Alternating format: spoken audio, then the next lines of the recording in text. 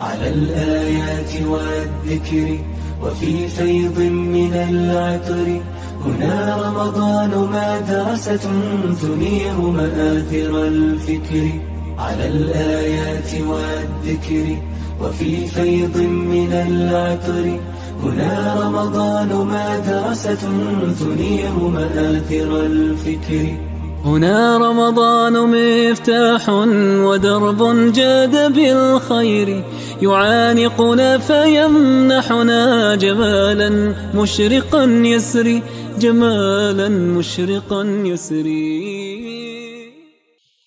Assalamualaikum warahmatullahi wabarakatuh. Alhamdulillahilladzi bini'matihi tatimmus shalihat.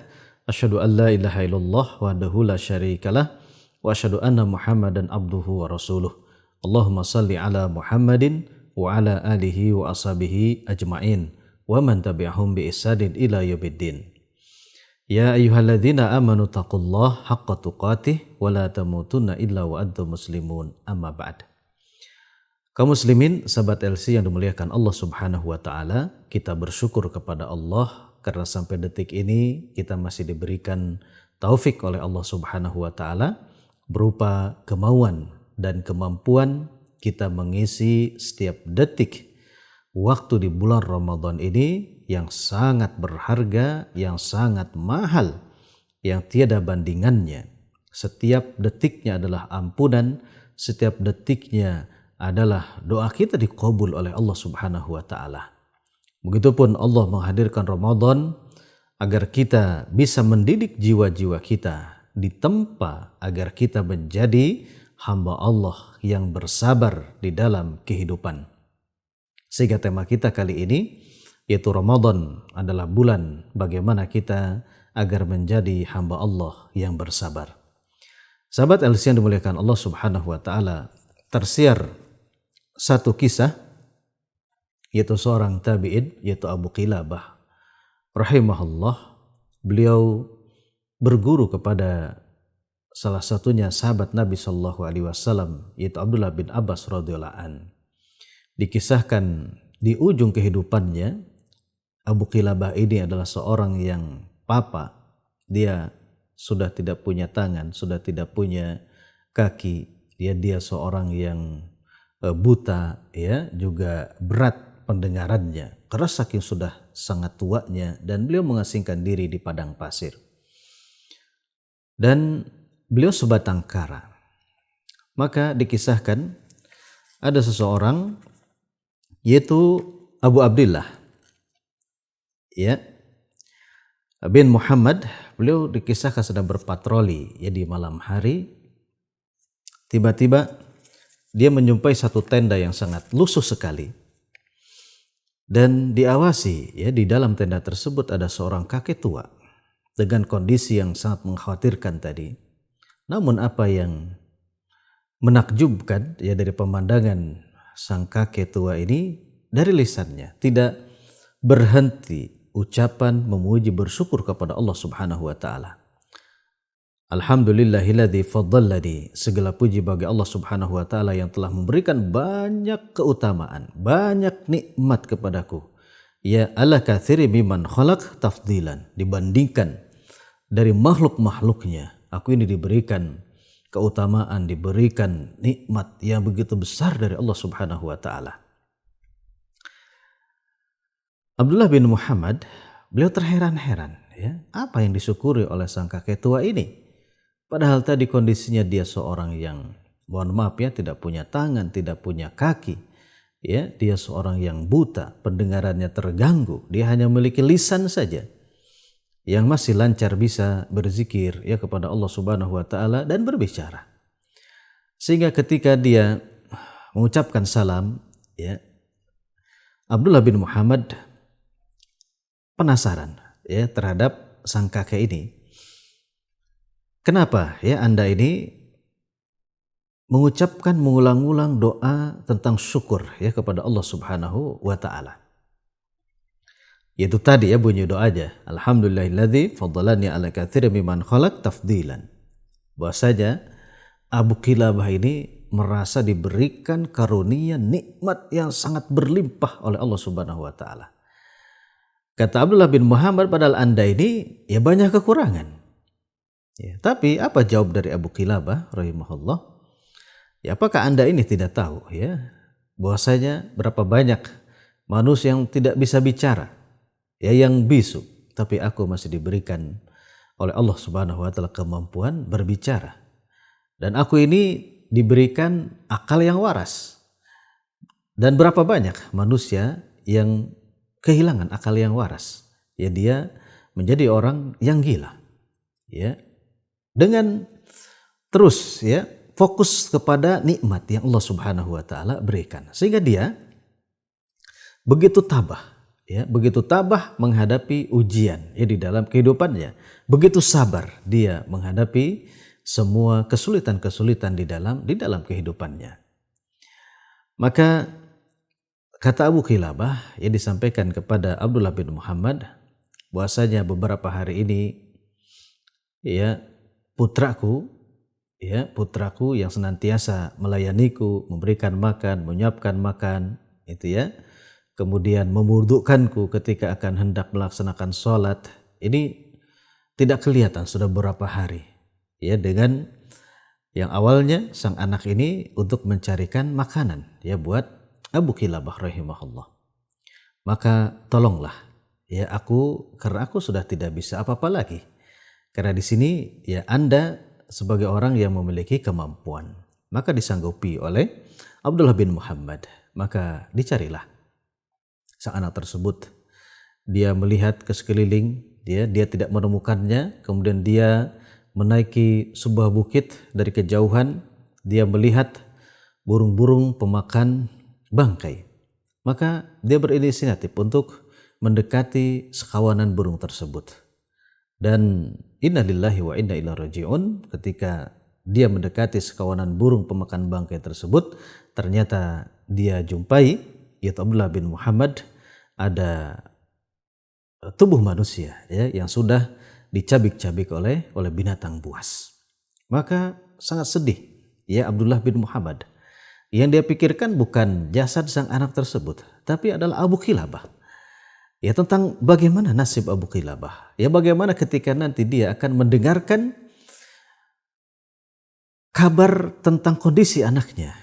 Ya, yang sudah meninggal dengan mengenaskan. Dia berpikir ya, bagaimana cara saya nanti menyampaikan kepada Abu Qilabah. Maka terbersitnya di benak Abdullah bin Muhammad yaitu tentang kisah Nabi Ayub alaihissalam. Maka dengan berat hati Abdullah bin Muhammad mendatangi kemahnya Abu Qilabah.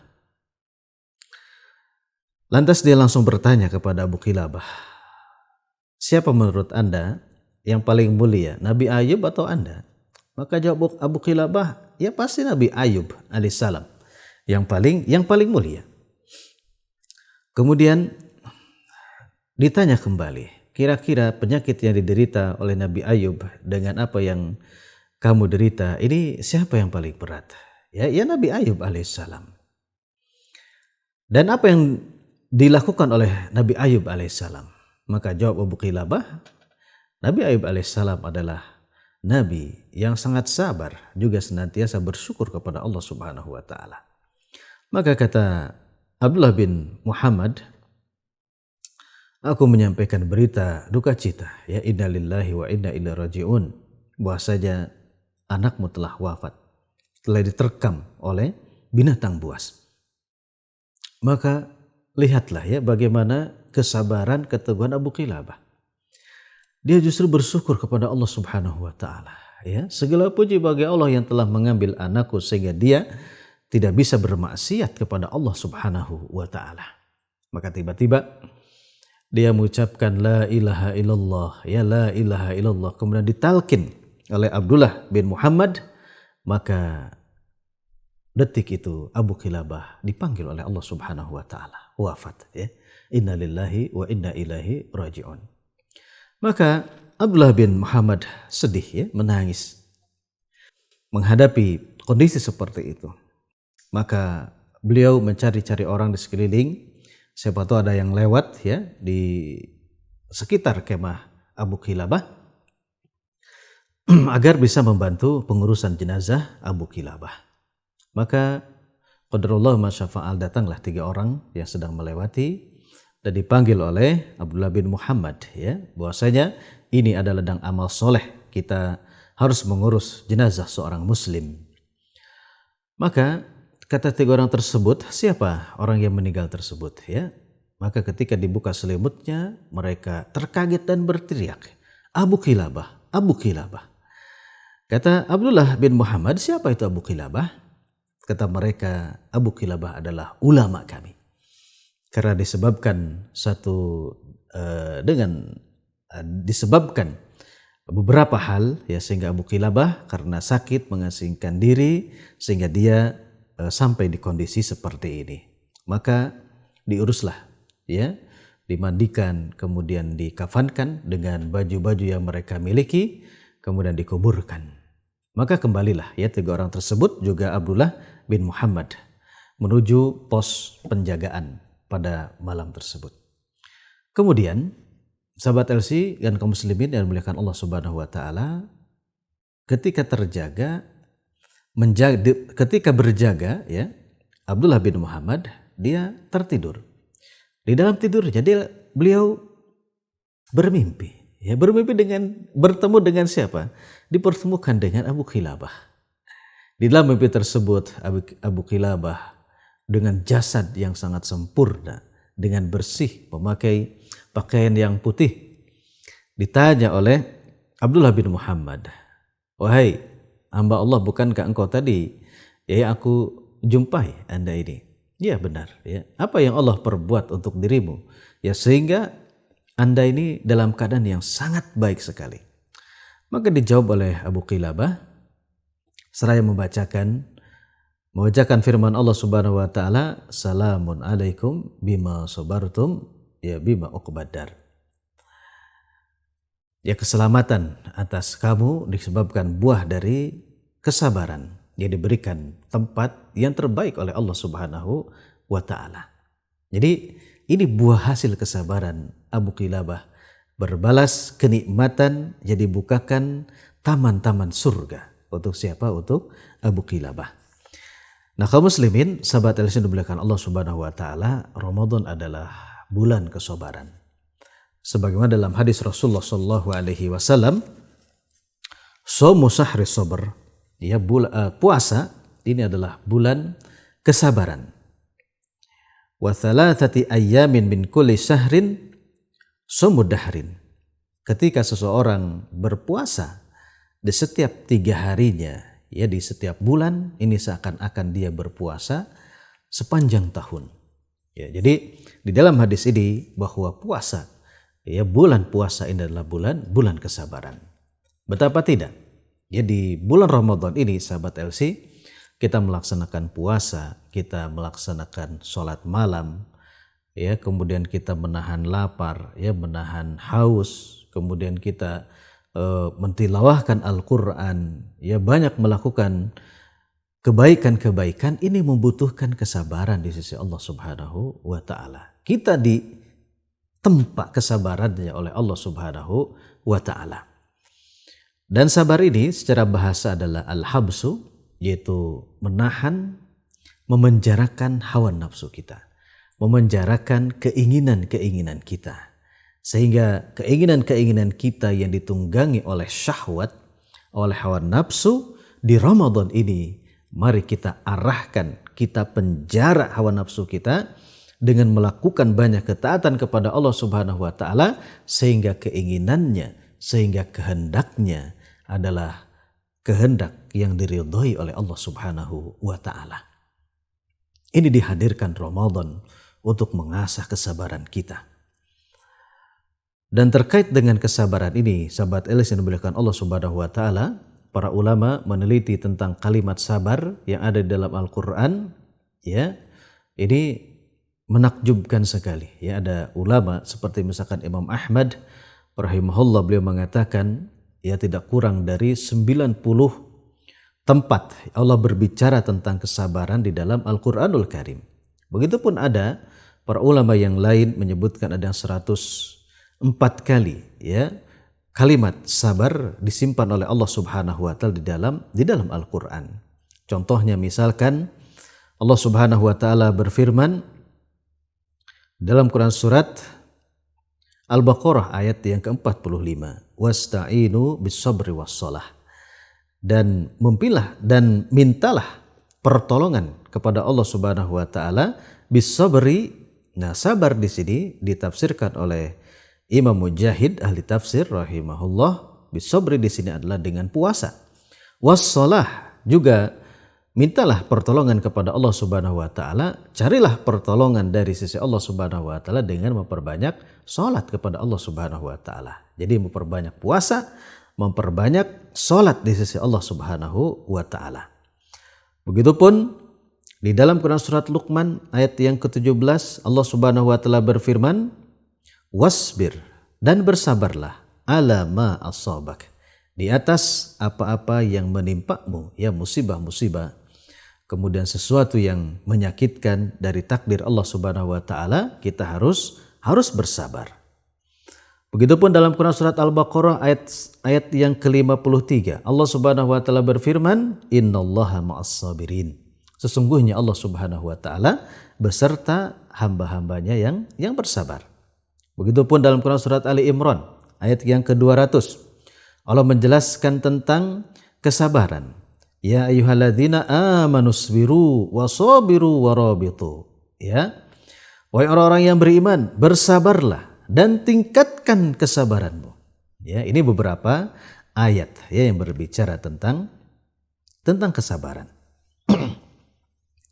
Kemudian Imam Ahmad bin Hanbal rahimahullah pun beliau menjelaskan bahwa sabar ini adalah wajibun, ya, wajib atas orang-orang yang beriman ya untuk menegakkan kesabaran di dalam kehidupannya.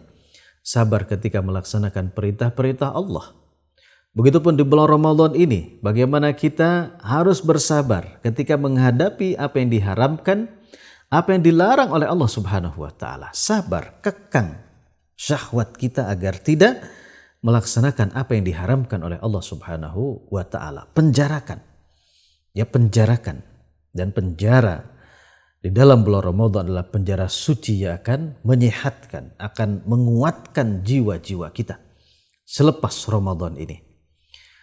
Jadi sabar ini adalah kewajiban. Ya, bahkan sabar ini disebutkan nisful iman. Setengah dari keimanan ini berada di dalam kesabaran. Dan setengahnya lagi ini berada di dalam kesyukuran kepada Allah Subhanahu wa taala. Jadi sabar ini adalah perkara yang sangat agung, yang sangat besar. Bagaimana ketaatan-ketaatan bisa terlaksana, bagaimana kebaikan-kebaikan bisa wujud di dalam kehidupan kita, ya badallahi ta'ala, ini adalah buah dari kesabaran ya kepada Allah Subhanahu wa ta'ala. Dan di dalam Al-Quran, sahabat LC yang dimuliakan Allah Subhanahu wa ta'ala, banyak sekali tentang makna-makna kesabaran.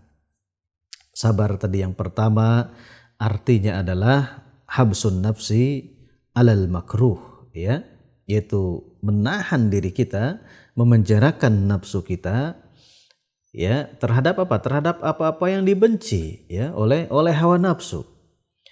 Ya, seperti misalkan ya kita ini melaksanakan puasa ini sangat tidak sesuai dengan hawa nafsu kita ya, capek, lelah, itu ya, haus, ya, lapar. Ini sesuatu yang dibenci oleh apa? Oleh jiwa. Nah, jiwa kita diarahkan ya untuk bisa tunduk, bisa melaksanakan perintah-perintah Allah Subhanahu wa taala. Juga ketika makna sabar dalam Al-Quran, ya sebagaimana tadi disampaikan oleh Imam Mujahid rahimahullah, artinya adalah sabar ini as-saum, itu berpuasa. Jadi dari sinilah ya kenapa bulan Ramadan disebut sebagai syahrus sabar, ya bulan kita menempa kesabaran di sisi Allah Subhanahu wa taala. Begitupun makna sabar dalam Al-Quran artinya adalah al-jur'ah, yaitu keberanian. Ya, sebagaimana firman Allah dalam Quran surat Al-Baqarah ayat 175, fama asbarahum 'alan nar, ya apakah mereka berani menantang untuk dimasukkan ke dalam neraka. Ya, sehingga dari mana kesabaran ini Artinya adalah kita harus menahan ya diri kita dari hal-hal apa saja yang bisa menyebabkan kita masuk ke dalam neraka. Rem diri kita, jangan sampai dekat-dekat ya. Kemudian yang selanjutnya yang keempat, makna sabar ini adalah ar-ridha wa taslim biqadaillahi subhanahu wa ta'ala. Jadi kita harus ridha, harus lapang dada ya, harus tunduk dengan apa? Dengan ketentuan-ketentuan dari Allah Subhanahu wa taala, di atas takdirnya. Kemudian atas apa? Atas hukum-hukum, syariat-syariat yang Allah Subhanahu wa taala turunkan untuk kita. Sebagaimana firman Allah dalam Quran surat At-Tur ayat 48, wasbir li hukmi rabbik. Bersabarlah kita ya, untuk apa? Untuk melaksanakan, untuk berpegang teguh kepada hukum-hukum Allah Subhanahu wa taala. Kemudian selanjutnya, sahabat Elsin memuliakan Allah Subhanahu wa taala, ada hadiah. Ya, hadiah balasan yang begitu besar dari Allah Subhanahu wa taala bagi hamba Allah yang bersabar. Balasan bagi hamba Allah yang bersabar, bahwa sabar ini dikaitkan oleh Allah Subhanahu wa taala dengan al-falah. Itu apa? Kemenangan. Dengan kemenangan di dunia dan di akhirat. Siapa yang bisa bersabar akan dikaruniakan kemenangan. Bahkan akan diberikan kepemimpinan di dalam agama ini. Buah dari kesabaran kepada Allah Subhanahu wa ta'ala. Kemudian yang berikutnya, bahwa sabar ini adalah pemberian yang terbaik dari Allah Subhanahu wa ta'ala. Sebagaimana dalam hadis riwayat Bukhari dan Muslim, Nabi SAW bersabda, wa ma u'tiya ahadun ata'an khairan wa awsa'a minas sabri. Tidak ada pemberian ya dari Allah Subhanahu wa taala untuk seseorang pemberian yang lebih baik dari Allah Subhanahu wa taala melainkan apa? Melainkan kesabaran dari Allah Subhanahu wa taala. Kemudian yang ketiga, buah dari kesabaran seorang hamba di dalam kehidupannya adalah mudha'afatu ajrus sabirin. Ya, akan dilipat gandakan pahala balasan bagi hamba-hamba yang bersabar di sisi Allah Subhanahu wa taala bi ghairi hisab, tanpa batas. Ya, dari pahala kesabaran ini.